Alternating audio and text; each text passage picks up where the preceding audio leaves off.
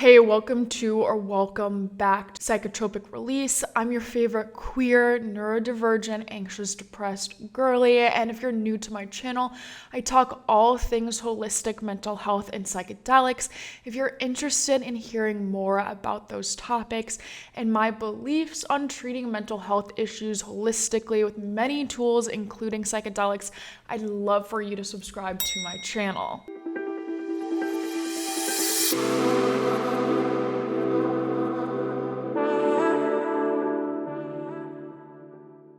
Alright, so before I dive into the story, I want to say that while I do hope this story is a bit funny and entertaining, I want it to be a message to those who are working with a therapist, psychologist, or psychiatrist to always listen to your gut. And yes, while professionals are professionals for a reason, they are also human. And humans make mistakes. Because diagnosing mental health issues can be complex, being misdiagnosed is not unheard of. In fact, I actually think it's pretty common. I want people who struggle with mental health to feel in control of their mental health journey and process. So if you struggle with mental health issues, you do have a say. You're more in control in regards to treatment and healing than you may feel. So if a psychiatrist or psychologist ever diagnoses you with a disorder that you feel in your gut is not accurate, listen to that. Listen to yourself. It's okay to question professionals and challenge their beliefs. You need to be your own advocate. Because I feel like in our society, we are really programmed not to question authority, including doctors, psychiatrists, or therapists. There's always some feeling of like, they're the professional. And yes, while they are the professional, they are still human. And even if they are a professional, it doesn't mean they're good at what they do. So regardless of whether it's a psychiatrist or a doctor or whoever, question authority. Question the decisions they are making regards to your own health. Don't just blindly follow someone's recommendations or medical advice. Now, I wish I took my own advice years ago, but Mckenna did not do this. Mckenna did not listen to her gut. Mckenna ended up getting prescribed a very strong medication that she did not need. Mckenna got on a very serious mood stabilizer that made her even more fucked up.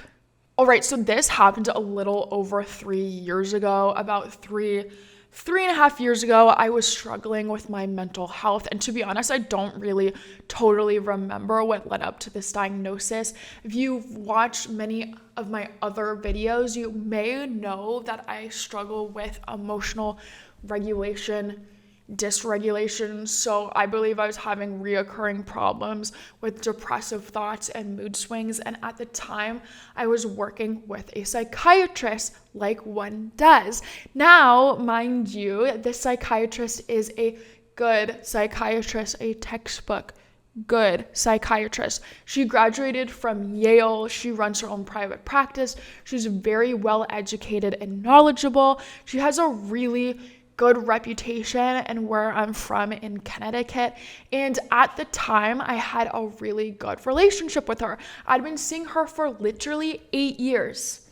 8 years since I was about 15 years old. So again, she was a Yale graduate psychiatrist who knew me very well since we worked together for so long. And because of this, I trusted her. I had full faith that she knew what she was doing, mostly because of her Yale degree in psychiatry. And again, because she literally knew me for 8 years. So you would think the best psychiatrists would be good, but no. Now, when I first started seeing her, I went to her for ADHD, anxiety, depression. She initially put me on ADHD medication. She then proceeded to put me on Zoloft and other anxiety medications like Wellbutrin. And after years of those not really working for me, she decided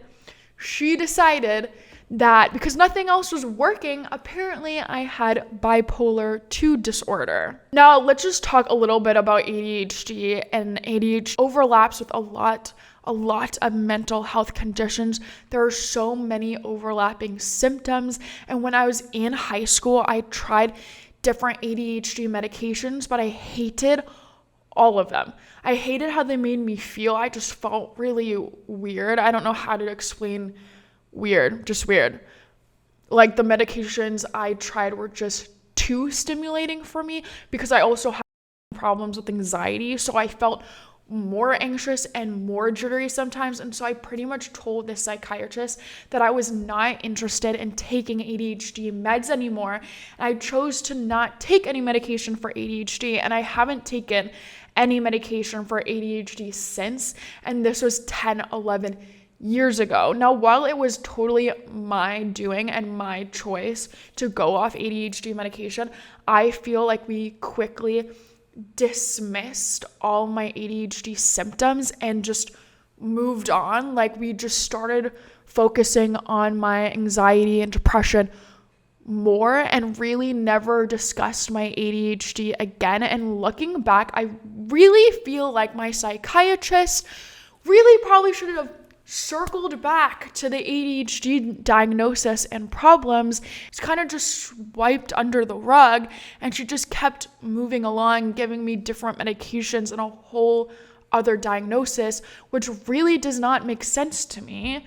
I would think that someone who wanted to be really thorough and considerate would reevaluate my ADHD and talk to me about trying medication again or doing other treatments. What I'm trying to say is I think my psychiatrist greatly overlooked my ADHD and pretty much just decided to give me another diagnosis with a whole other set of medication. And I think if you're not good at your job or you don't have a solid understanding of how mental illness manifests, which I don't even know how that's possible coming from Yale, that you could actually mistake ADHD symptoms for bipolar disorder, since ADHD is extremely common with depression and many neurodivergent symptoms. It kind of may mimic mania if you don't know what you're doing. But again, it was like she just totally forgot about my ADHD diagnosis and symptoms and then proceeded to look for other diagnoses that just weren't there to make up for it. So imagine 23-year-old me. I've just driven across the country from San Diego to Connecticut. I'm sitting in my shitty high school car, my 2010 Ford Escape that I had. It was August. It was so hot and so humid. I'm already sweating. I'm sitting in the car sweating with my giant venti green iced tea from Starbucks and my version of the DSM-5 in hand. Now, while I tell this, just picture me profusely sweating under the hot sun in my old car. Profusely sweating. And I'm about to make the argument to my Yale graduate psychiatrist that I'm not bipolar over a Zoom call. We proceed to have a 2-hour conversation, and during those whole 2 hours, I am staring at the DSM-5, forcing her to explain each of my criteria for bipolar disorder. Now, there were times where she did have a point. Of course, it wasn't like she was entirely gaslighting me into some absurd diagnosis that didn't fit me whatsoever, but her arguments didn't feel justified to me. Again, within the DSM-5 and Western clinical psychology, there are a ton of overlapping symptoms with different mental disorders. So for example, symptoms of being super impulsive can be linked to ADHD or borderline personality disorder or bipolar disorder. And I am an impulsive person in some aspects. And this is where my past psychologist started arguing that I am bipolar.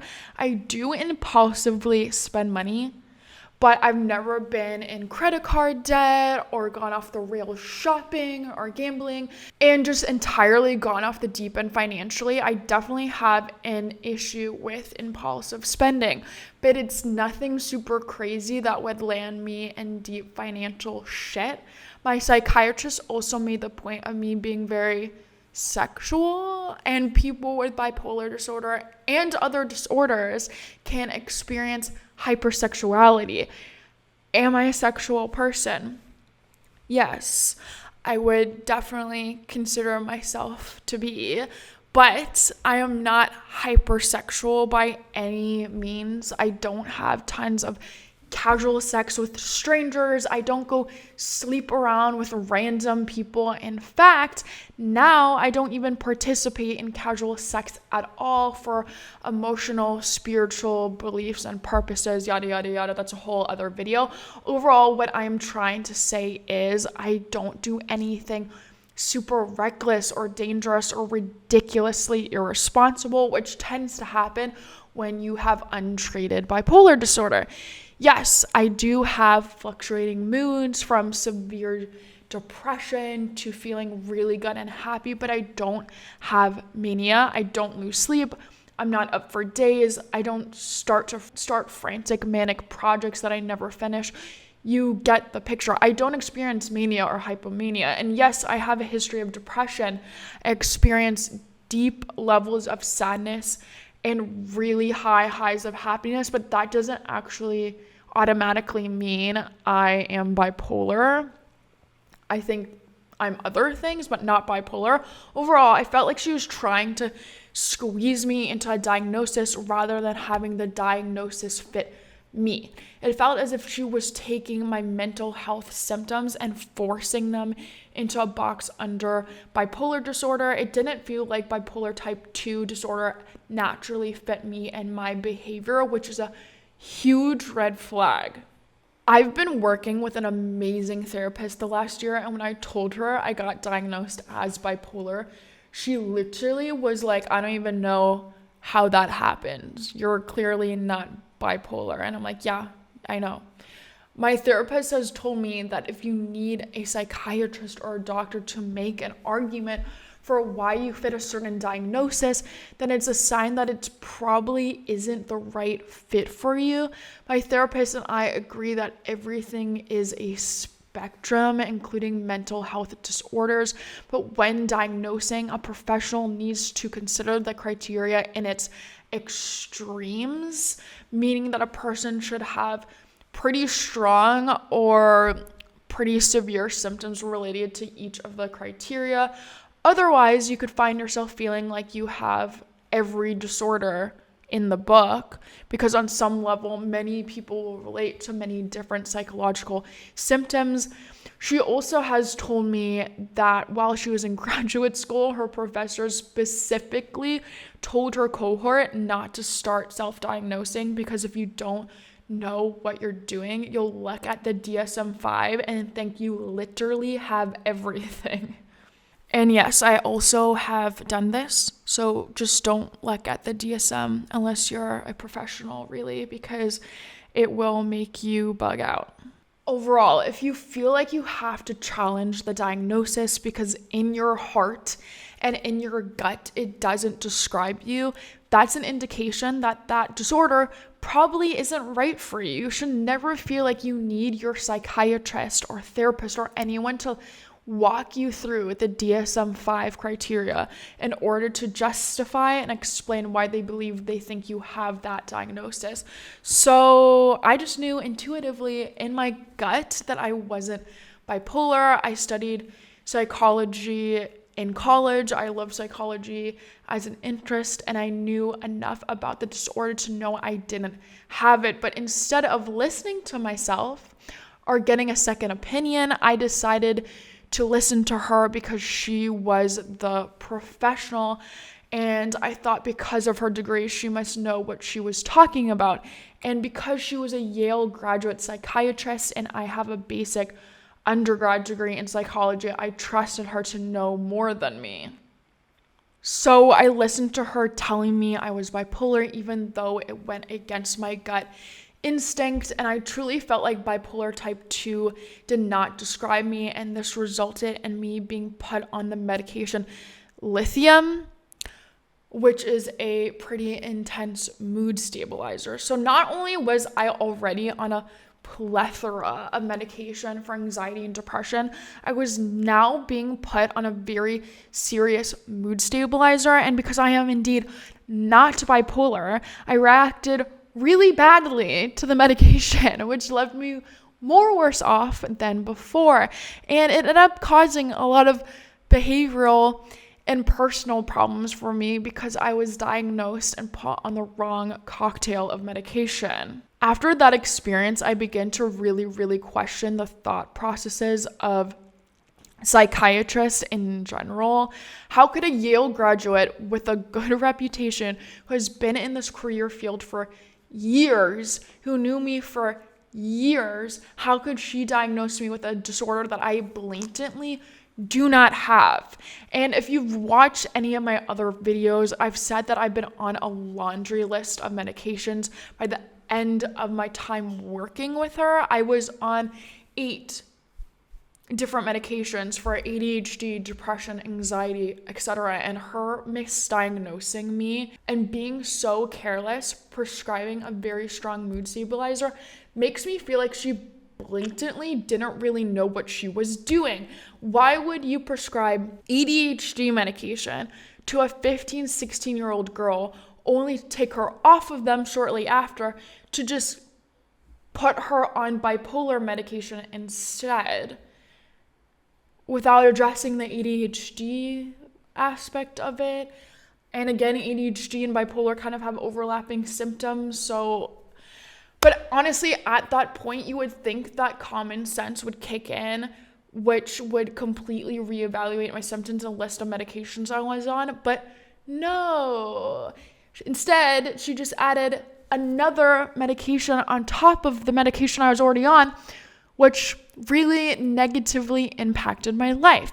So this reminds me of an article I read in the New York Times. I've mentioned this article, but it addresses how it's becoming normal for teenagers and young adults to be really overly medicated. Like, we're talking 5, 6, 7, 8 different medications at once. I just don't possibly understand how that is acceptable or so common. It's not just this girl in the article, it's happened to me. I know a lot of people this has happened to. It's like psychiatrists just throw a shit ton of medication at people in hopes that their symptoms magically go away, but more often than not, it just causes more complications with side effects, and then they give you even more pills for the side effect.